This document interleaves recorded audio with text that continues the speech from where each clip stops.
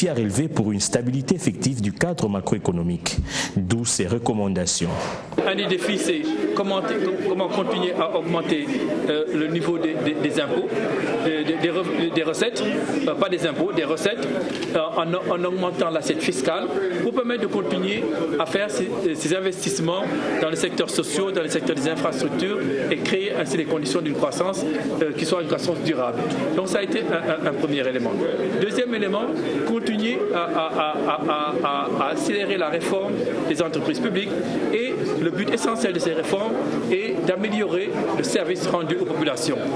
Au-delà de cette prise de langue, des accords ont été signés entre cette institution de Bretton Woods et quelques portefeuilles sectoriels importants. Cela afin de permettre des financements bien cadrés pour aboutir à un développement plus accéléré. Des opportunités d'affaires autant pour les entreprises publiques que privées. Nous avons discuté surtout des pistes qui vont, on va dire, constituer l'agenda de discussion et du dialogue dans les semaines qui viennent entre la Banque mondiale et nous-mêmes pour que tous ces défis qui ont été relevés et qui constituent des obstacles que nous devons surmonter sur la voie de l'émergence puissent trouver des solutions, des réponses adéquates, de sorte que dans les années qui viennent, le taux de croissance bascule à 2 chiffres. Les ministères du genre, de la famille et de l'enfant, de l'économie nationale et celui des PTNTIC sont aussi signataires de ces accords avec la Banque mondiale. Le dossier de cette édition du week-end est consacré aux infrastructures comme annoncé au sommaire. Vive la saison sèche. Eh bien, le pont cadre de Banounou m'a été prêt pour la livraison car des travaux complètement terminés et sur bypass, la modernisation est au rendez-vous. En d'autres termes, ces chantiers seront ouverts à la circulation d'ici peu. C'est un constat fait par Élisée Bilonda.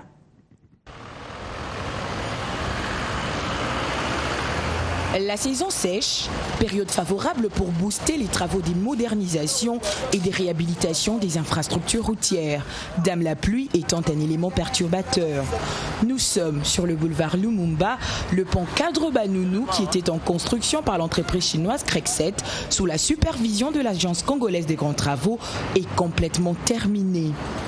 La qualité de l'ouvrage laisse sans voix. Les usagers de cette route remercient de tout cœur le chef de l'État, Joseph Kabila Kabange, initiateur de la vision de modernisation et de réhabilitation des infrastructures routières en République démocratique du Congo. Nous sommes très heureux et remercions le chef de l'État, dit cet homme, que cette œuvre se pérennise. Nous sommes très satisfaits parce qu'auparavant, il y a eu trop de troubles ici, on rencontrait même de bandits, mais cette fois-ci, en tout cas, c'est au vu aussi de tout le monde. D'ailleurs, quand on est au-dessus, là, c'est comme si on est au zénith, on se voit vraiment bien satisfait là. Du côté bypass, l'entreprise chinoise CGCD ne ménage aucun effort dans l'exécution des travaux sur cette artère. La pose d'enrobé évolue normalement. On a presque atteint le camp Kabila et ceci va s'étendre sur l'ensemble du tronçon. Les travaux de modernisation et de réhabilitation des infrastructures sur l'étendue du territoire national vont bon train, et cela malgré un léger ralentissement. Et pour cause, la conjoncture économique actuelle à l'échiquier international, mais également l'affectation des ressources au niveau central dans l'exécution d'autres projets importants, parmi lesquels le parc agro-industriel de Bukangalonzo. Dans le secteur de l'enseignement, le syndicat des enseignants du Congo invite l'autorité à majorer le salaire de ses membres avant la prochaine rentrée scolaire. Le CIECO a rendu public cette déclaration à l'issue de l'Assemblée générale d'évaluation de l'année scolaire 2013-2014. Les délégués à cette rencontre du CIECO ont passé au peigne fin la situation sociale et professionnelle de tous les enseignants du pays pour l'année scolaire qui vient de s'achever. De la faible qualité de l'éducation au médiocre salaire des enseignants, en passant par la gestion du système éducatif scolaire, tous les sujets étaient évoqués. Bref, c'est autour de l'évaluation de la profession enseignante en RDC que le CIECO a soulevé les grandes préoccupations. les retards des paies dans les territoires du pays où les structures bancaires posent des problèmes, ainsi que les parcours de plusieurs kilomètres par les enseignants, s'absentant parfois pendant plusieurs jours de leurs établissements, la marchandisation de l'enseignement et la mauvaise gestion des frais de motivation payés par le parent dans quelques écoles, cause de la démotivation des enseignants. Les enseignants se sont inscrits en faux à l'initiative du gouvernement de retenir à la source l'IPR impôt professionnel sur la rémunération, une rémunération qui n'a pas encore été améliorée comme ils l'ont tous souhaité. Aujourd'hui, nous sommes devenus comme les oranges qui sont déjà cissées, qu'on a jeté les débris dans la poubelle. C'est vraiment regrettable. Nous demandons au chef du gouvernement et au président de la République qu'ils se souviennent des enseignants que nous sommes. Ils doivent nous considérer, nous les regrettons amèrement. Nous attendions qu'il y ait une majoration. Il n'y en a pas eu, sauf qu'on a encore imputé les 7 000 francs. Vraiment, avant la rentrée scolaire, nous attendons quelque chose de la part du gouvernement. Nous étions contents de ce gouvernement parce que nous pensions que c'était ce gouvernement qui allait matérialiser la vision du chef de l'État, celle de bien-être du peuple congolais. Mais voilà comment vous dérangez. Une autre assemblée générale est prévue pour la fin du mois d'août prochain pour statuer sur les réponses du gouvernement à toutes ces revendications avant la rentrée scolaire. Ces revendications annoncent déjà la rentrée scolaire. Nous sommes à un mois de la rentrée. C'est le moment choisi pour les opérateurs économiques de spéculer sur les prix des objets classiques. Eh bien, le gouvernement provincial de Kinshasa prend déjà des dispositions pour contrer toute tentative de hausse des prix. C'est l'un des sujets débattus lors du Conseil des ministres provinciaux. On écoute Thérèse Olinga, porte-parole du gouvernement provincial. Il convient de noter que cette situation est observée particulièrement dans le chef des commerçants grossistes qui recherchent un cumul des bénéfices, notamment en pratiquant la vente au détail leur interdite par le décret numéro 011/37 du 11 octobre 2011 portant mesures conservatoires en matière d'exercice du petit commerce et du commerce de détail. À cet effet, le Conseil instruit le ministre en charge du commerce à prendre des dispositions idoines en vue de prévenir et décourager cette pratique en multipliant des missions de surveillance et de contrôle économique des prix. C'est dans cette optique qu'il est envisagé dans les tout prochains jours la convocation du cadre permanent des concertations économiques en vue d'évaluer les stocks en cours et établir un plan de répartition dans la ville, l'objectif étant de prévenir la détention et la rétention spéculative des stocks.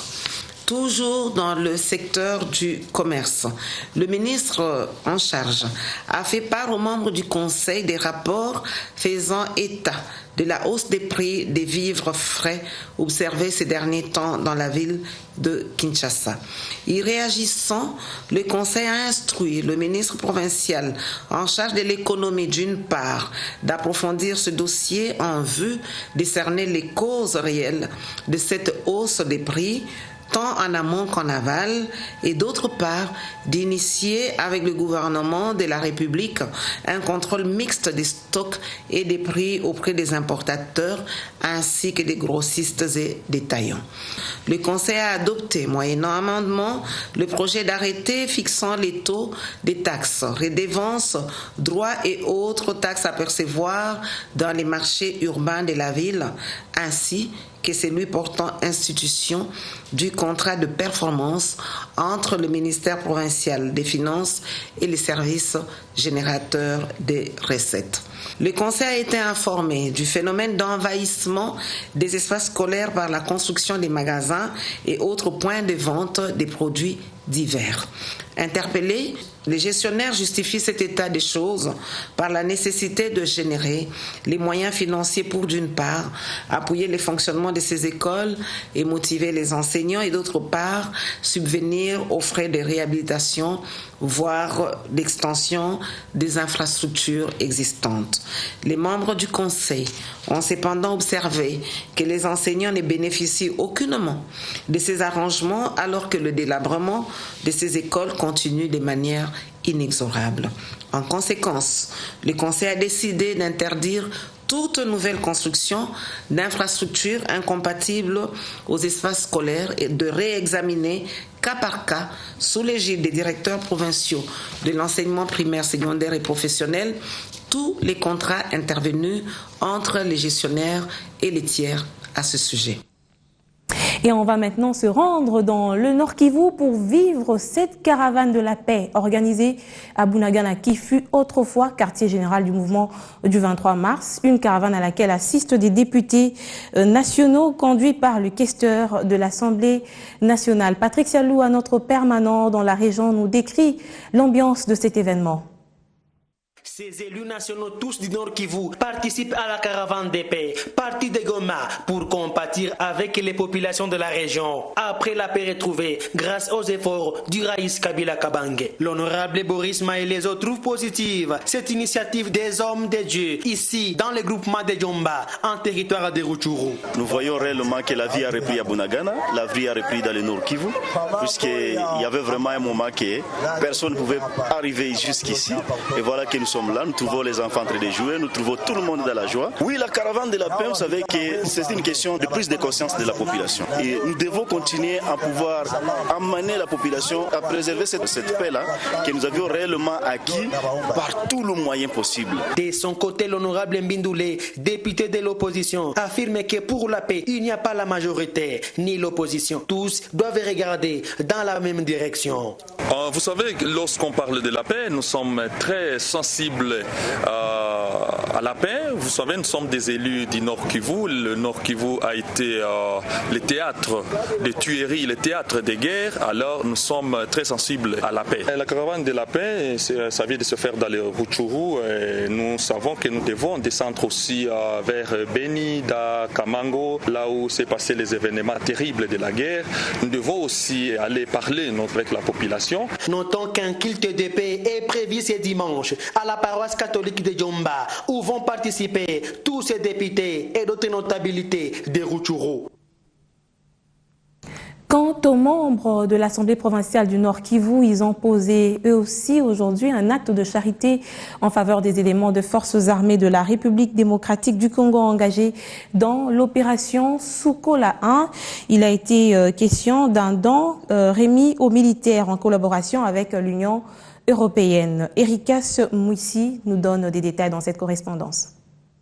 C'est le vice-président de l'Assemblée provinciale du Nord Kivu à la tête de cette délégation qui a procédé à la remise symbolique de ses vivres et non-vivres. Dans ce mot, Mate Sindikiminya Jekoni a salué la montée à puissance des forces armées de la République démocratique du Congo dans l'opération Sukola 1 visant à éradiquer le rebelle ADF. Le travail abattu par nos voyants militaires, venir libérer le peuple qui était en train de gémir, le peuple qui était en train de mourir. Nous n'avons rien à vous remettre.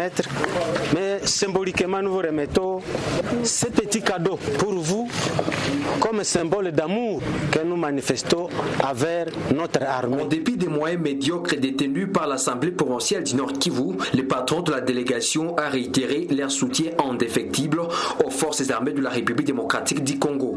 L'Assemblée, vous connaissez comment elle est en train de travailler. Nous, on n'a pas de recette, mais en nous unissant, nous avons voulu remettre ces cadeaux ici, présents, pour que l'armée continue à sentir que nous sommes ensemble avec vous. Et nous voulons que le pays et surtout ce territoire de Beni soit totalement libéré. Représentant les forces armées de la République démocratique du Congo, le commandant 1er bataillon de la 31e brigade, le colonel Vuela, a rassuré que les FARDC sont déterminés à anéantir complètement les rebelles ADF qui sont à débandade à travers les territoires de Beni. Dans les cas de l'ennemi, il ne reste que quelques poches. Nous poursuivons notre objectif et nous n'allons pas baisser la garde. Je vais souhaiter que la population puisse nous soutenir comme les élus venaient à peine de nous soutenir. Précisons que cette délégation constituée des 15 députés provinciaux prévoit une rencontre avec les couches sociales de la ville de Beni ce dimanche 27 juillet 2014.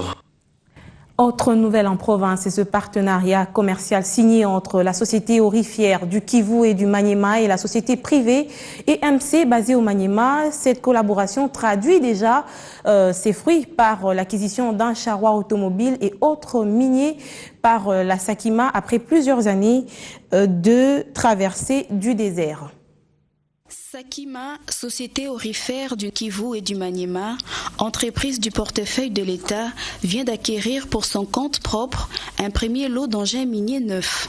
Celui-ci est composé de 2 camions bennes, un excavateur, un bulldozer et une chargeuse pour le démarrage en propre de ses activités minières. Ce n'est plus une question de doute au Maniema et on ne l'appellera plus jamais une société de gardiennage. Sakima démarre ses activités minières et le Maniema voit ses espoirs renaître après les années bonheur vécues avec la défunte Sominki. Le coup de maître joué et gagné est le fruit du partenariat commercial conclu entre Sakima et MMMC Esperel, une société privée de droit congolais basée au Maniema. L'objectif pour Sakima est de produire les minéraux diversifiés estimés à 29,605 tonnes de cassitérite, 997 tonnes de coltan et 890 tonnes de wolframite d'ici 2018. Choma, directeur de cabinet du ministre provincial des Mines, a émis le vœu de voir Sakima renaître pour le rayonnement de toute la province. Nous encourageons justement que ce protocole puisse aller de l'avant de manière à permettre à Sakima de reprendre ses activités. Content de cette première acquisition sous son management, Gabi Machafou, président du comité de gestion de Sakima, promet de faire bon usage de ces engins. Soyez rassurés que Sakima utilisera cela à bon escient. Et vous le verrez à travers nos statistiques. Merci beaucoup. En plein relooking, Sakima, SARL, avec la participation de tout son personnel, est résolument déterminé à contribuer à la reconstruction de la RDC et plus particulièrement des provinces du Nord Kivu, du Sud Kivu et du Maniema où se dérouleront ces opérations minières. Elle entend donc réaliser, avec l'appui de toutes les institutions de la République et l'accompagnement de toutes les notabilités provinciales, son programme pour le bien-être et le développement de toutes les communautés concernées. Et puis dans cette édition, c'est clin d'œil à la presse internationale à travers les lignes. Afrique.com explique la manière dont la Libye, le gouvernement cherche à négocier une trêve. Le gouvernement libyen est en train de tenter d'obtenir un cessez-le-feu vendredi en exhortant les milices rivales qui s'affrontent pour le contrôle de l'aéroport de Tripoli à s'asseoir à la table des négociations. Tripoli veut retrouver son calme. À l'origine des combats dans le sud de Tripoli, les miliciens des antennes et leurs alliés qui se réclament d'être mandatés pour protéger l'aéroport depuis la chute du colonel Kadhafi en 2011, opposé aux miliciens de Misrata qui cherchent à les déguerpir. Et puis l'Express annonce à propos du crash du vol d'Air Algérie que les drapeaux en berne sont en berne pour 3 jours à partir de lundi en France sur tous les bâtiments publics en signe de deuil national. Après le crash de l'avion d'Air Algérie au Mali, les drapeaux seront mis en berne en témoignage du deuil de la nation. A-t-on précisé, il ne s'agira pas d'un deuil national, celui-ci devant être décidé en Conseil des ministres. Le crash de l'avion jeudi a fait 118 morts, dont 54 Français.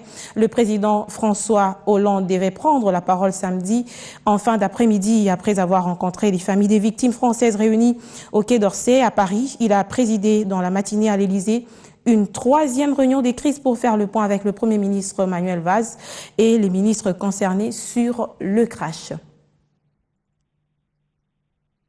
Le sport en bref, je vous le disais à l'ouverture de cette édition, Veille Club reçoit demain au stade Père Raphaël de la Kétul Al-Hilal du Soudan dans le cadre de la 4e journée de la Ligue des champions d'Afrique, une rencontre qui n'émeut nullement l'entraîneur Florent Ibenge de Veille Club qui se dit confiant à la capacité de ses joueurs.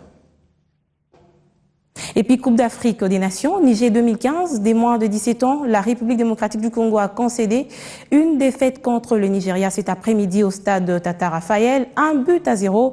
Les Nigérians n'ont pas eu du mal à s'imposer, d'autant plus qu'ils sont champions du monde de la catégorie. Le match retour s'annonce compliqué pour les Léopards à Lagos avec un tel résultat. Eh bien, nous sommes un week-end. Des nouvelles pour vous divertir. La maison des télédistributions Canal+ vient de s'implanter à la place Sainte-Thérèse d'Ndjili à travers l'ouverture d'un nouveau shop. De cette façon, Canal+ se rapproche davantage de sa clientèle dans cette commune qui n'aura plus à effectuer des longs déplacements. À cet effet, Déby Mwanda, reportage. Plus question de parcourir de longues distances pour se procurer d'un kit complet Canal+. Et non à se rapprocher davantage au potentiel clientèle, Canal+ a annulé les distances. Ndjili a aussi sa nouvelle boutique Canal+, inaugurée ce jeudi. Témoins privilégiés, les bourgmestres de la commune de Ndjili ainsi que les directeurs généraux Canal+ RDC. Outre cette possibilité d'évasion, à travers le monde, Canal+ favorise l'emploi aux jeunes. À ce jour, plus de 1000 emplois ont été créés grâce à l'ouverture de nouveaux points de vente. Canal+, c'est une offre riche avec plusieurs thématiques pleines d'émotions. Bien, nous sommes très heureux en fait de nous installer dans ce nouveau quartier. Nous n'étions pas du tout présents, donc il y a plusieurs millions de personnes qui n'avaient pas forcément accès à un point de vente Canal+. Donc on est vraiment très heureux de se rapprocher de la population. On fera tout ce qu'on pourra pour améliorer toujours plus nos offres, maintenir un niveau de qualité, améliorer notre qualité de service, notre qualité technique. Ndjili représente une grande population. Pour nous, nous ne pouvions pas rester insensibles. Dans nos plans, nous avions prévu d'avoir un centre de distribution, au-delà d'avoir une boutique. C'est un bureau dans lequel nous allons opérer dans toute cette partie de la Tchangou. Pourquoi ce centre plus globalement de distribution? C'est aussi pour pouvoir plus facilement adresser toute la partie est de la ville et se rapprocher toujours plus à la fois de nos abonnés et de nos distributeurs, de nos revendeurs. Notons que cette nouvelle boutique n'est pas seulement un point de vente, mais aussi un centre d'approvisionnement pour le petit shop d'alentour. Pour les amoureux de la mode, retenez que l'entreprise textile Vlisco a mis sur le marché une nouvelle collection d'épargne dénommée Fantasia au cours d'une cérémonie agrémentée par un défilé de mode, une tombola et un cocktail. Fantasia, c'est la nouvelle collection d'épargne Vlisco. Une touche tout à fait originale sur un motif scintillant et teint éclatant pour répondre aux attentes des amoureux et amoureuses de la mode. Fantasia a été présentée au public lors d'une cérémonie organisée à la boutique Vlisco située sur Tombalbaye. Une cérémonie qui a également marqué le lancement de cette nouvelle collection sur le marché.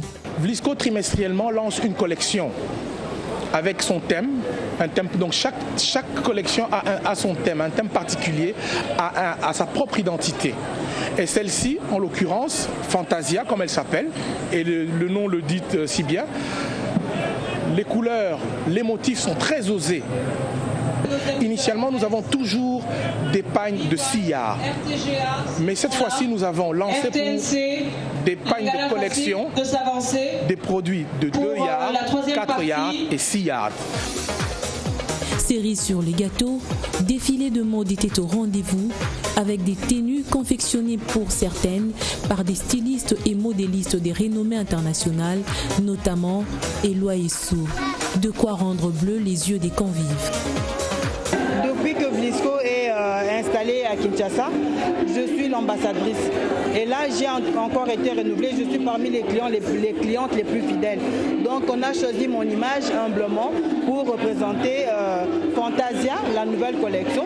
Et je suis toute fière. Les impressions sont les mêmes depuis quelques années quand même parce que je suis habituée de Vlisco. Depuis que Vlisco est arrivé, on nous a habitués à des défilés de mode, on nous a habitués dans des soirées comme ça. Et ce sont toujours des bonnes impressions.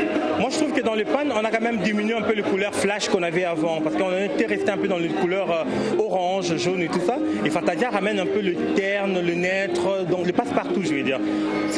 Facilement, on peut voir quand même une jeune dame reporter une pagne sans qu'il y ait de soucis. Donc les pannes sont quand même à la mode et qu'ils viennent découvrir eux-mêmes ce que nous on a vu aujourd'hui. Franchement, on a été éblouis par rapport à ce qu'on a vu. À travers ces innovations, Vlisco Congo se rapproche davantage de sa clientèle. Mesdames et messieurs, Finir par cette nouvelle annoncée au sommaire. Des éléments des forces armées de la République démocratique du Congo viennent d'achever une formation à la base militaire de Kitona dans les Bas-Congo, ce dans le cadre de la réforme des forces armées de la République démocratique du Congo et de la police nationale congolaise. Tout est actuellement mis en œuvre pour la défense de la patrie. Nous y reviendrons dans notre prochaine grande édition. Bon week-end à tous, madame, messieurs. Merci de votre fidélité au programme Début à la télévision. On est ensemble, y a pas de souci. Avec B1, notre radio 87.8 MHz. B1 FM, l'excellence dans la simplicité.